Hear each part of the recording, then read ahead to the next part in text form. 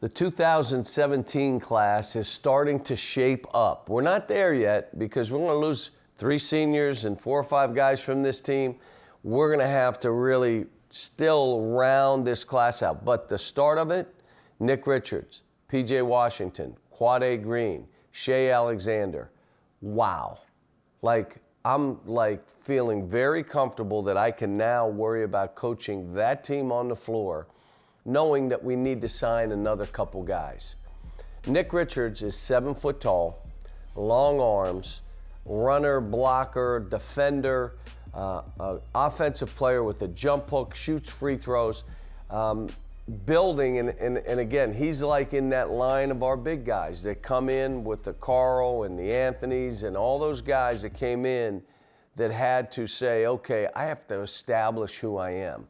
That's where he is. 5-star, talented and all that, not even close to where he's going to be in 2 years. P.J. Washington, alpha dog, a combination. I'm not trying to hype him up because you know I don't do that, but he's a combination between Trey Lyles and Michael Kidd. He's not quite as big as Trey, shoots it a little bit better than Michael, but he's that kind of player. He's a physically strong. I want him to lead and come in here and to be an attack dog in the same sense of Nick, not close to where he's going to be. The reason, when you're in this practice every day competing against other really good players, you begin to blossom.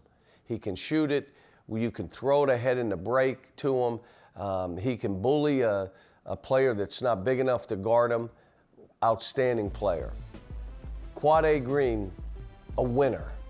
Aside from great skills, the ability to pass, can make shots, can create a shot, but he wins. He's tough. He's a fighter. Everyone wants to play with him. He's a player that guys want to play with. It's important when you're leading. When you're that lead guard, you got to be that mentality, that personality, to where they know this kid's a fighter. I want to be in his foxhole. Skilled, one of the best in the country at what he does. Shay Alexander, a little bit like Jamal and some guys we've gotten late, we happened to get early. He decommitted from a school. They call us and say, hey, would you be interested in recruiting him? I saw him play in the summer, and I said, wow, they got a pretty good player there. But then he grew 3 inches, and he went and played for the national team. The national team brought out stuff that no one knew.